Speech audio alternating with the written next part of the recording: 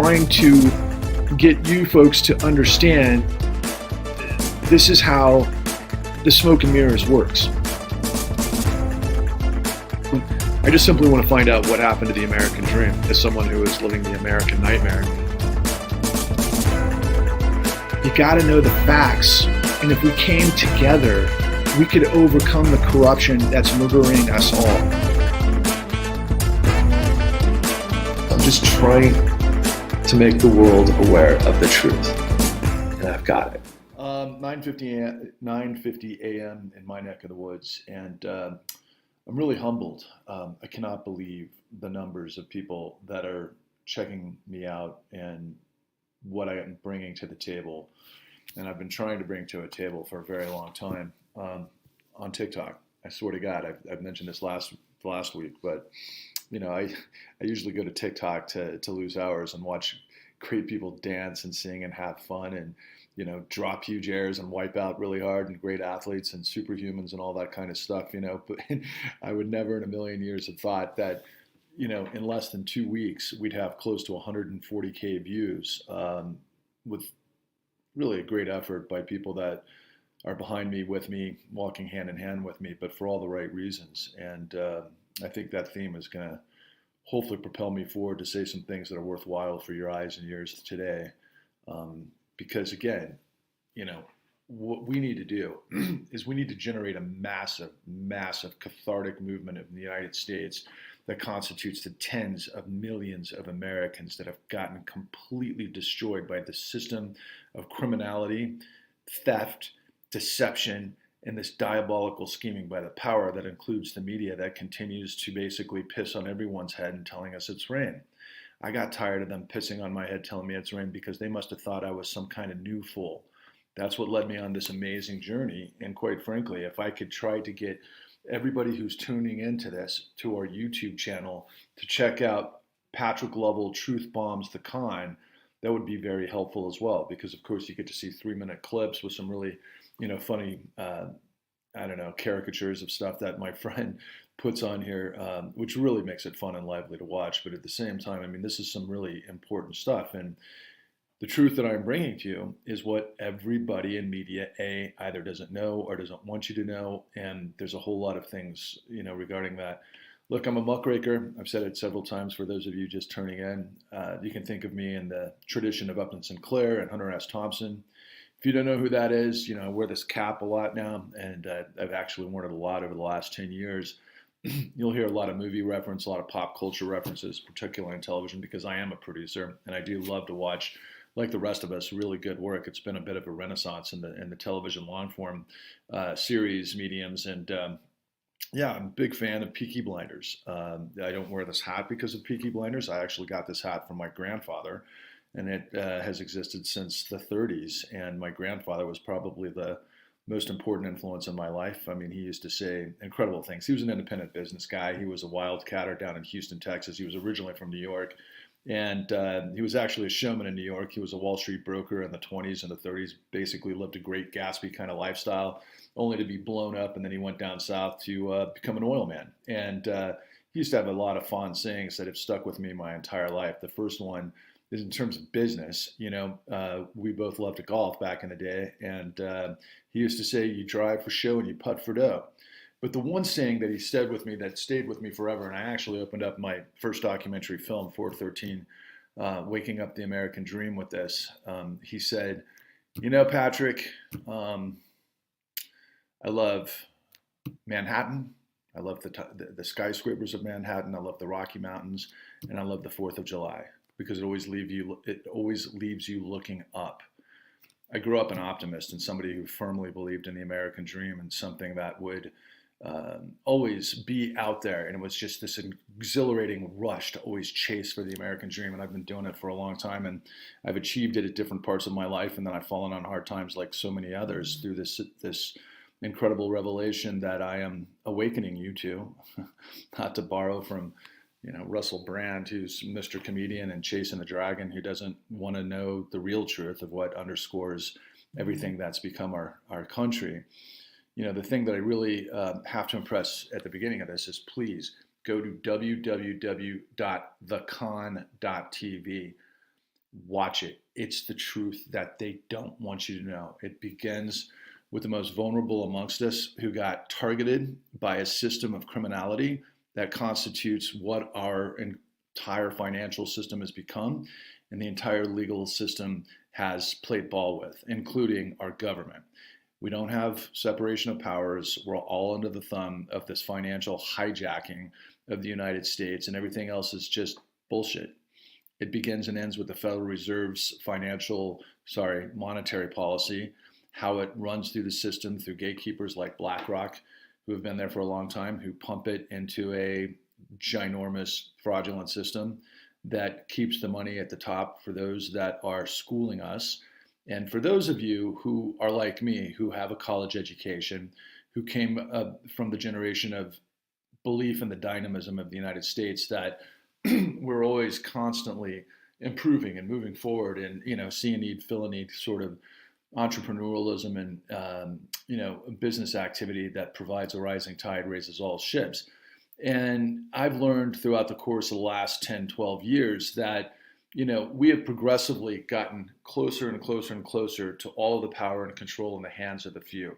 That's the opposite of the nature and the notion of, really, quite frankly, why the Federal Reserve was created in the first place, which was to, create independent banks in separate regions, 12 separate regions in the United States, so that there wasn't centralized control.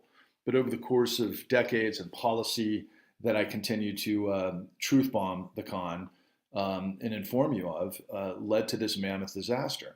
And what I'm trying to do, guys, is I'm trying to create a new movement.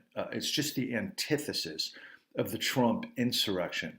I'm trying to be Uma Thurman in Pulp Fiction when she got an adrenaline shot shoved into her heart and she frickin' woke up like a pin out of a heroin comatose.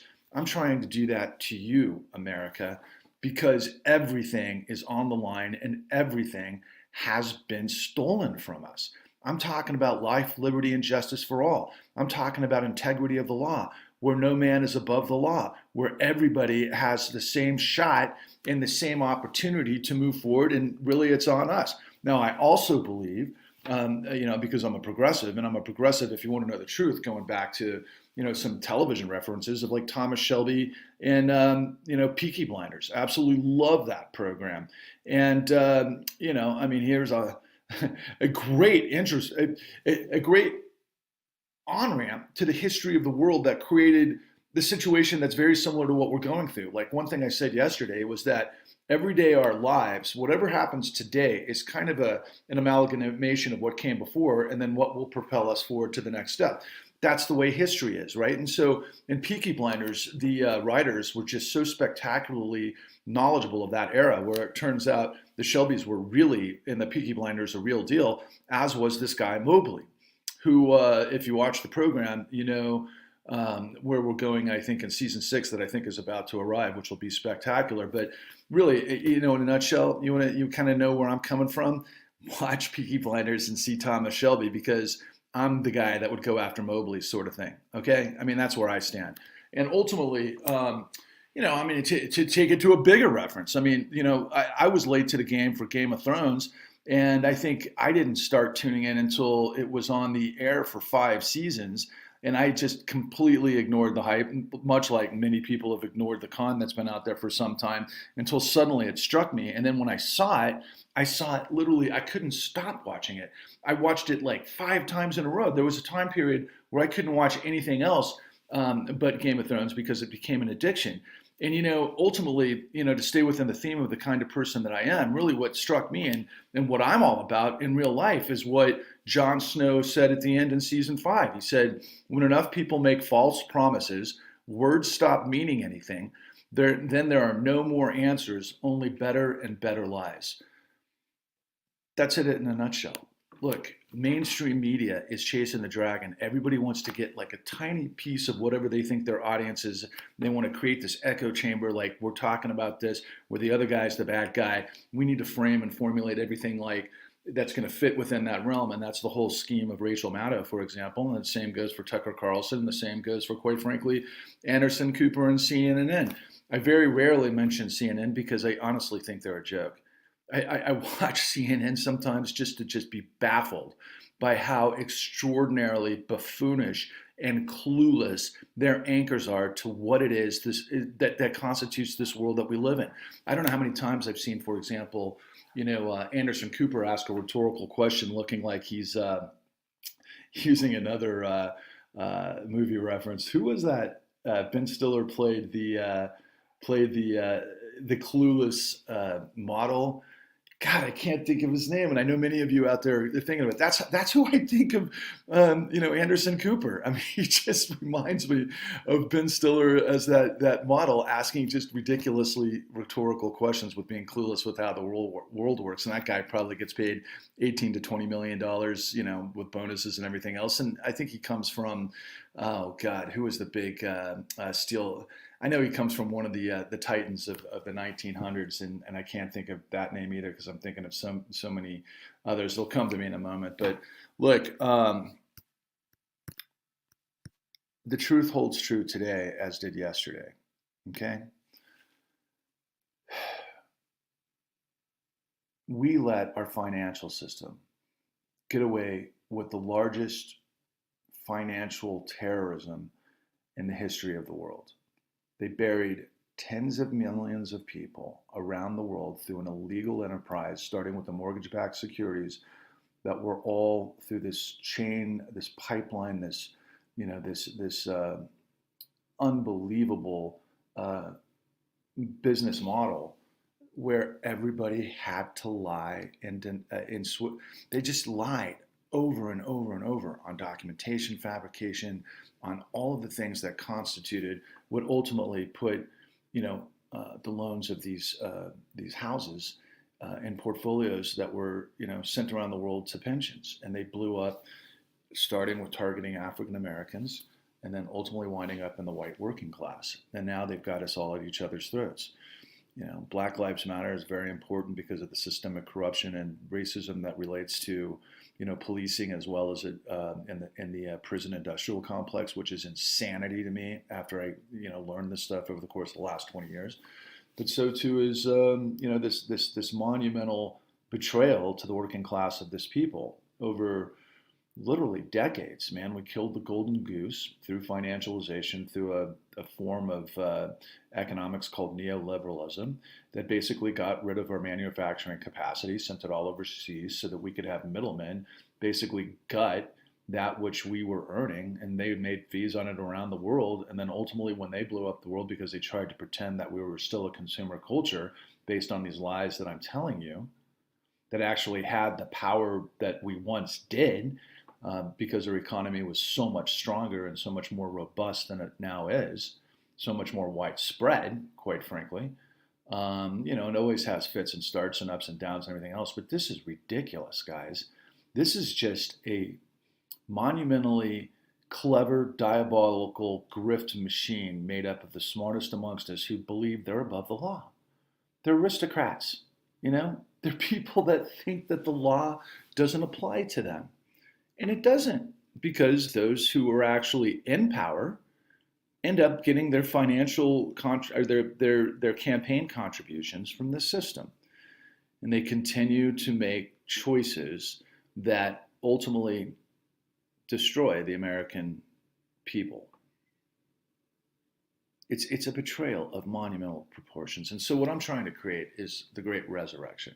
And the resurrection is for people that have been betrayed by the system, destroyed in the courts, the millions of people who never had a fair shot that got set up, and then the courts knew it, and then they spit them out the other side through this whole corrupt system. I know there's tens of millions of you out there, literally. And then that co-joins with all of the other elements of people that have been betrayed by the system. And what I'm trying to tell you guys is that we have to come out of our silos. We have to come out of our independent lens where everything just kind of fits a specific end game, to where maybe we can, hopefully, purge and create justice and those sorts of things that we do. But I mean, just look at how these things get isolated, right? For example, The folks with the Columbine mass murders just won like a $70 million lawsuit. I think what, 10, 12 years later, after their children were, murdered. And I'll never forget Alex Jones saying that they weren't, and the whole thing was a, deep state. This is a big problem. That side of the fence. No, children were absolutely murdered by a freaking madman who had access to ammunition and a weapon that were, military grade weapons to murder innocent children. I mean, how could you ever look at that and pretend like, or not pretend, but just go the other way? Like that was all set up in some sort of, diabolical deep state, missive. I mean, the psychology of this stuff is just insane to me, and now I'm talking to 140,000 plus people. Finally. Look, I know what I'm talking about. I've gone the distance. And what it means to be a muckraker is exactly what it sounds like. I had to dig, man. I didn't sit in my, kitchen and come to you like Wayne's World, like a lot of people do in their podcasts starting off until they, wind up being a big deal like Joe Rogan or Russell Brand, who have probably teams and scores of people that are working for them that, put that stuff together. But yeah, man, I'm doing this on the fly. And I'm truth bombing the con because I got all the freaking details because I pulled the threads, man. And I pulled off the greatest, and the revelation of the greatest criminal conspiracy and cover-up in history that has become our system. I don't know what I got to tell you, man. You don't live in a nation of liberty and justice for all. You do not live in a nation where the laws are equal. We fought against the Confederacy for a reason. The Civil War happened for a reason. We fought against King George III and monarchies for a reason. We created separation of powers for a reason. We stormed the beaches of Normandy to get rid of the fascists for a reason. And then we had, of course, the civil rights movement led by the courage of Martin Luther King, who actually used our the truths that we put down on paper. He just wanted to actually live true to what we put down on paper. I just want us to live true to what we are. I'm tired of the lie. I'm tired of ignorance. I'm tired of stupidity. I'm tired of people getting destroyed by something they can't see or understand. If you can't see your enemy, you certainly can't fight it. And I'm not professing a violent revolution. I don't think we're there yet. I don't think we need to do that. If we could literally turn on the millions of people that have been victimized by this stuff. And if you think that 2008 was a long time ago, I'm telling you, 2019, the same thing happened. And then during COVID, we had all sorts of insanity that took place with the CARES Act, where they sent $47 billion of aid for people for rental income and everything else to the states, of which a lot of that, I think going back to last August, I saw numbers that only $5 billion of that were used. So then where'd the other $42 billion go, right? That's what happened in 2012-ish, 2012 to 2015, based on what we call the Home Affordable Modification Program. And after the national mortgage settlement, where there was a $25 billion fine that was assessed to Wall Street that they paid, and everybody thought, okay, game over. Well, that money went to the states, for the states to recoup the losses that they'd had because of the housing collapse, and everybody was in on it. AGs were in on it. I'll tell you right now, Kamala Harris in California was the biggest mirage in terms of her claims that she actually, fought on behalf of Californians to be able to, set things right with all of the fraud that took place in that state. I'm sure millions of people in California just got thrown in the meat grinder. And look at the homelessness there. I to this day scratch my head every single day wondering why it's possible that everybody in California who covers this stuff, from the LA Times, to what I guess the Guardian in San Francisco, and of course the New York Times, they've shown, this massive, wreckage, human wreckage of homelessness in California. And it's like nobody ties it to what it is that I'm telling you that's in the con. Everybody was set up on this stuff to get them out of their houses and steal their houses that went back to BlackRock The guys who were there the whole time, who actually sold these mortgage-backed securities for a very long time before it blew up, and they were the ones that got put in position by then, AG. What am I saying? AG. I'm trying to think of what his title was at this time, but Timothy Geithner had famously said the American people are literally foam on the runway for the banks. That's what we were. Foam on the runway for the banks. Because Timothy Geithner somehow backdoors Larry Fink and Blackstone into the situation to where they become the administrator of the Federal Reserve emergency stimulus that comes through Ben Bernanke and John Paulson through the Hank Paulson through the bazooka that unleashed $29 trillion to the guys that buried us. They paid $250 billion a fine and nobody knew that was the wiser. Meanwhile, millions of you, like me, got spit out of the system. How many of you lost your families to divorce, suicides? The pressure that I went through and continue to go through with my family is incredible. It's incredibly painful. The suffering is immense. It's not okay. None of it's okay. We have to seek justice. We have to have our systems operate with integrity, which means that the FBI and the DOJ and the SEC and everyone that's these institutions that are there to make sure that finance and corruption don't run away with it. Because that's what we learned after the Great Depression. That's what Ferdinand Pecora, a Sicilian immigrant prosecutor who came out of Tammany Hall, who didn't know finance, but he understood corruption, was able to get inside what all of the big players were doing, and he was able to expose what they did during a time period where we had 25% unemployment, where there were Hoover camps in the middle of Central Park and all over the country, where the news media actually covered the trial to where they got exposed, and I'm talking the CEOs of Wall Street got exposed for betraying the American people. And by the way, that does take us back to Peaky Blinders, because that's where Peaky Blinders ended amidst all of that crisis. But going back to where we are now, that's what we need. That's what the con is. That's what the con has always been. And by the way, that's what AOC and Bernie Sanders and Elizabeth Warren have been avoiding since we put it on their radar. I swear to God, all the people who claim that they're against corruption, they're not. I can tell you right now, Elizabeth Warren met with the whistleblowers that were in the con, at least her gatekeepers did, and then they basically pushed them aside. They didn't want to know. This whole thing was a cover-up. The whole thing was a cover-up led by Barack Obama, through Eric Holder, through the Wall Street meritocratous Democratic Party, that ultimately buried what it is that I'm telling you, that led to MAGA, and then the revolution or the insurrection, and all of these things that have happened since were a train wreck because we don't have integrity. You can't fight what you can't see, and you can't fight what you don't know. It's all in the con. www.thecon.tv, and please go to YouTube and check out Patrick Lovell Truth Bombs the Con. Please like, please subscribe, please share with the world. This is the only way we can come together. And it's easy as just watching stuff, learning stuff, and then going, Patrick is telling me the truth. And then sharing like your life depends on it, because it does.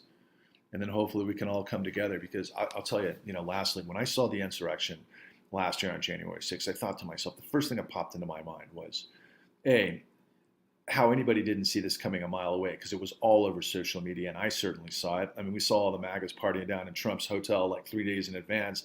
Everybody knew this thing was coming. So when you watch mainstream media, say like, oh, it was a big, what? I will be interested to learn to see if Blackwater was involved and to what extent. If I disappear because I'm asking these kinds of questions, do me a favor, please go to thecon.tv and go to Patrick Lovell Truth Bombs the Con, because that'll be my voice. I'm in it to win it, man. I'm battling for the soul of the United States and the future of the world, because I know we can overcome this madness. If we can purge corruption, we will create the most amazing renaissance in history. We need 10 million people fed up going to Washington together to demand that we purge corruption and that the United States government create a new Pecora hearing led by, quite frankly, the people that are in the con. Am I the guy that's going to lead it? No, dude. I'm just like you. I'm just a regular American citizen who got fucked, and I didn't like it. And I went out and did something about it, and now I'm handing it to you on a platinum platter. Together, we can overcome. Onwards and upwards.